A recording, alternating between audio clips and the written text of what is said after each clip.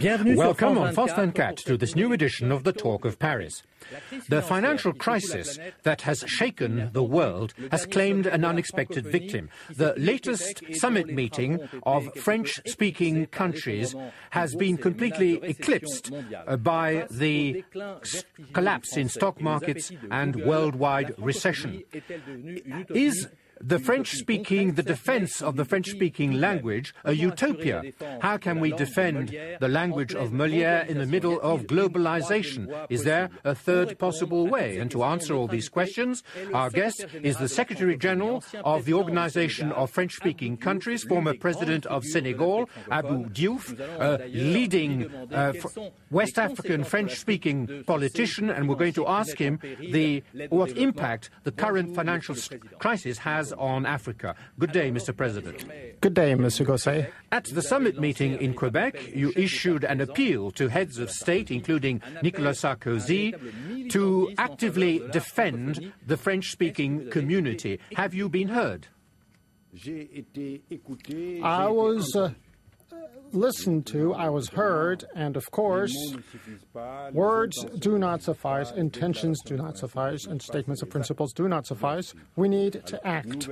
And we'll see by the next summit whether the political resolve which has been expressed in Quebec will be implemented on the field in all French-speaking countries and within international organizations as well, where we have the feeling that people are not forceful enough so as to really encourage French, really playing a very important role within this international organization.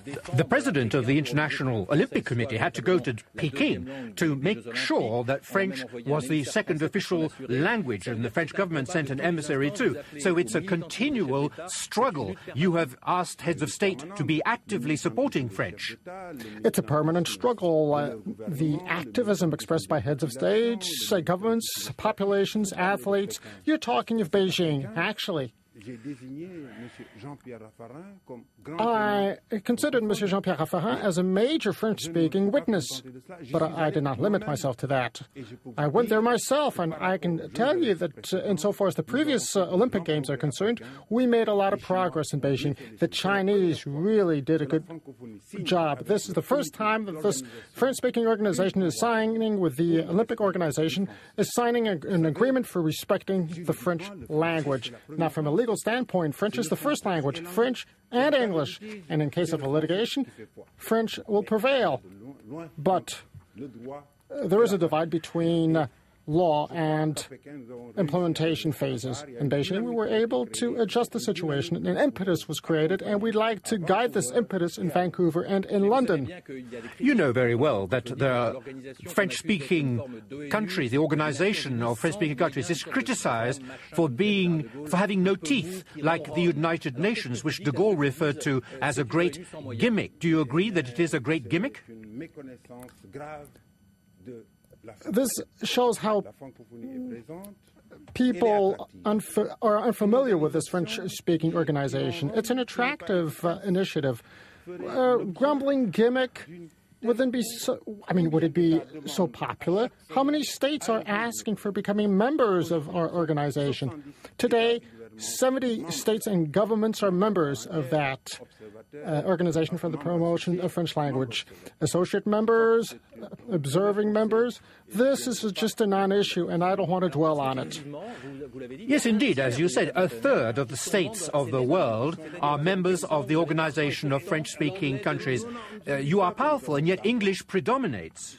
I'm not saying we have money. Now, English has been prevailing since way before the creation of that organization. English has been prevailing since the First World War, but that's not an issue. We're not in favor of an Anglophone domination. or an exclusive French domination. No, we're endorsing diversity. The linguistic and cultural diversity will enable the world to really succeed in this balancing act. This is our position. French is a highly demanded language as opposed to what people make it out to be. Today, we got 200 million French-speaking people worldwide, not just in those members of the organization promoting the French language, but throughout the world, there's a very high demand in French. Now, the problem is that we don't always have the resources, and so far as our organization, as well as far as the member states are concerned. I'm also talking about the wealthiest countries. We're not always ready to fulfill that demand, and that demand in French is very strong. French is not a dead language. Who is the head of state who is doing the most to defend the French language today? Is it the head of France? Well, I mean, he does struggle a lot in favor of the French language. I saw him. But he didn't attend the last summit. Yes, he did. He attended the summit. He was present, and he made a very motivating address at the opening of the summit, and he remained there until Saturday. He attended the signature of the agreement between Monsieur Joyandet and myself for this center of the French language, which he's making available to us, and I'd like to thank him for that. And then did he leave, and Monsieur Millon was already with him.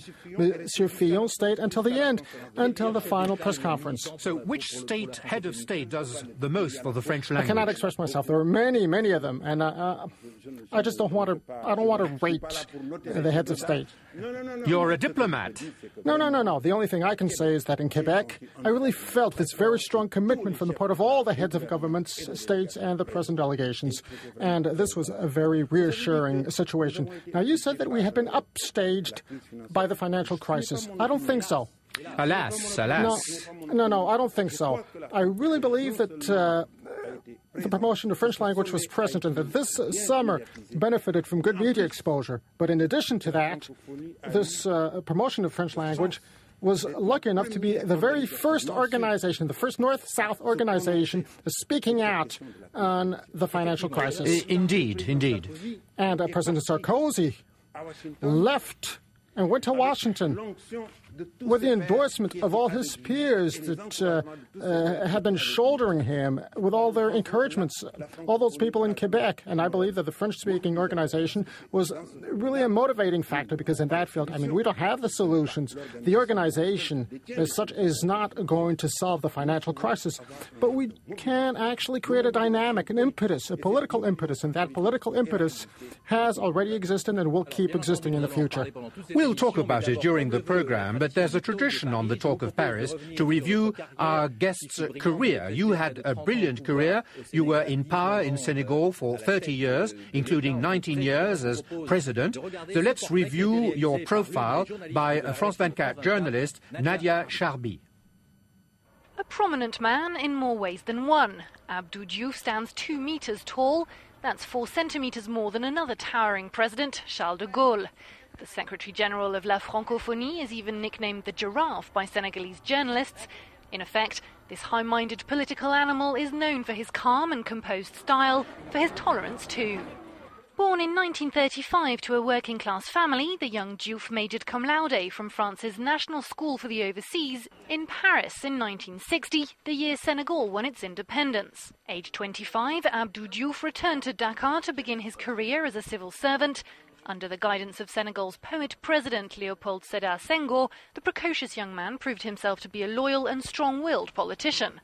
At just 35, he became prime minister and took over as president from his mentor 11 years later. Abdou Diouf went on to be re-elected 3 times.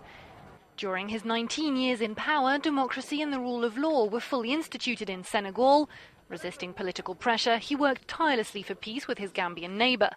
Yet for many, his finest political hour was to be his last as president, when he admitted defeat at the hands of long-time rival Abdoulaye Wade, thus enabling a democratic alternation of power and making Senegal an example for the rest of the continent. Abdou Diouf's open-mindedness has also shaped his personal life. A Muslim married to a Catholic, Diouf is a fervent defender of secularism. His 4 children were given the choice of their religion, but were forbidden to enter the brutal world of politics. His choice of friends also reveals his flexible nature. On the one hand, his socialist comrade Lionel Jospin, and on the other, the godfather of his eldest daughter, Jacques Chirac. His equanimity was famously put to the test in 2006 when, arriving in Canada, his hosts forgot to welcome him. Worse still, Canadian customs put him through an extensive rub-down search and questioning. Yet throughout his stay, Abdou Diouf never let a murmur of reproach pass his lips. Elected Secretary-General for La Francophonie in 2002 and again 4 years later, Abdou Diouf has developed the organisation's activity with regard to democracy and human rights, following once more in the steps of Senghor, but this time along a path all his own. What a career, Mr. President. The most important thing is that you were one of the few heads of state who ensured a democratic transition after having been in power for a very long time. You finally handed power over peacefully to President Wade. Don't you regret today seeing how so many African states are victims of civil war, violence, rivalries, rather like in Europe in the 19th century, whereas we're now in the 21st century? Yes, this is one of our tragedies today, one of our tragedies in Africa.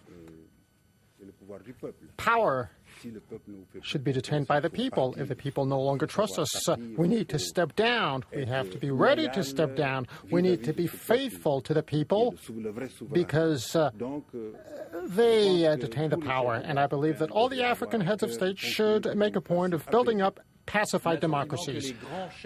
There seems to be a scarcity of great African leaders in the real sense of the term. Where are they? Who is piloting the aircraft of Africa today?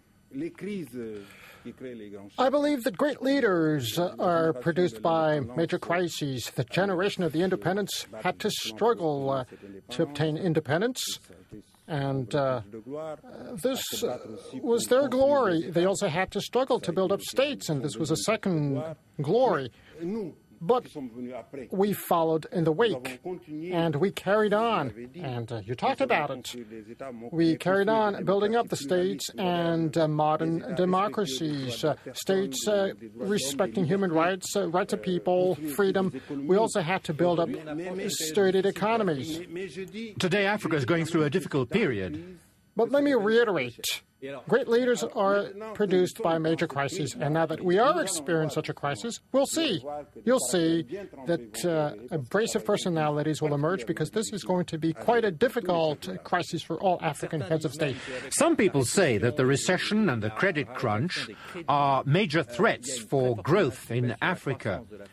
We have seen the development in recent years of a new generation of African businessmen, entrepreneurs, and today this momentum risks being broken by the crisis. So isn't Africa in danger? Isn't there a danger of death due to the global recession? No, there are risks. Now, the first one is the public development aid crunch. But I got the point that all the developed countries will want to maintain that public development aid and carry on the efforts so as to reach the 0.7% of GDP for public development aid. Are you sure of this? It is a question of honor, but it is also a question of mutual support. I'm the Secretary-General of the Francophonie, and one of the cardinal values of my organization is based on mutual support. And everything I've been hearing from all of the heads of states within our organization, the heads of northern states, will make a point of carrying on those efforts for future development. So Africa, as such, is not under threat? No, I didn't hear any of that. I attended the Strasbourg Development European events, and among all the addresses I heard people hammering home the same old messages. This crisis should not conceal our problems.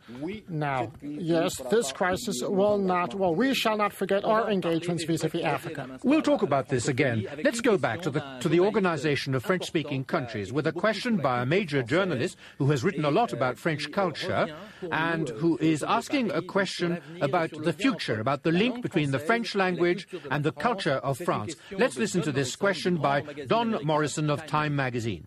Mr. Diouf, in the 19th and the first half of the 20th century, France was a cultural powerhouse in the world. No longer. Some people have said that the decline of the importance of French culture around the world is because much of it is produced in the French language, which is no longer so widely spoken. Do you think that's true? And is the future of French culture to somehow be produced less often in French and more in English, the language that seems to be sweeping the world. Why, probably half of French popular music is now sung in English. What's going to happen to the French language if France is serious about making its culture have an impact outside France? Alors, votre réponse? Your reply? I think that this question should be addressed to a French leader, because he talked of French culture, and I speak of French-speaking cultures. Of course. And the language first, as I said at the very beginning.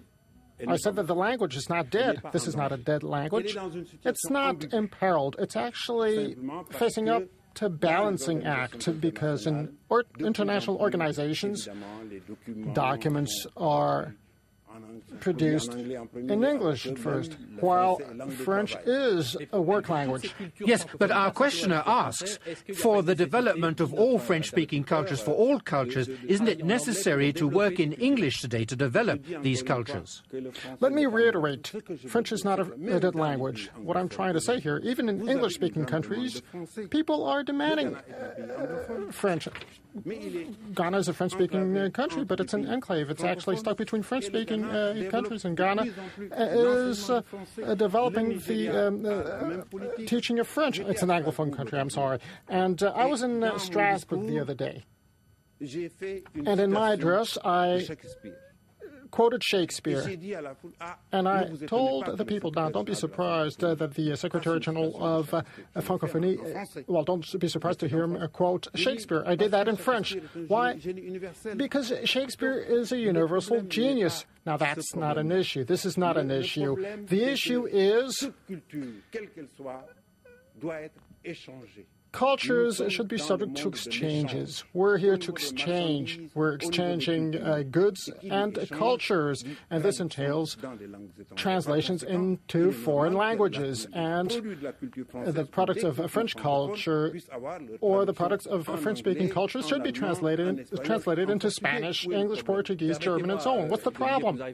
That's the end of the first part of this program. Stay with us. Let's catch up on the latest news on France 24, and join us again in a few minutes. Stay with us. See you right away.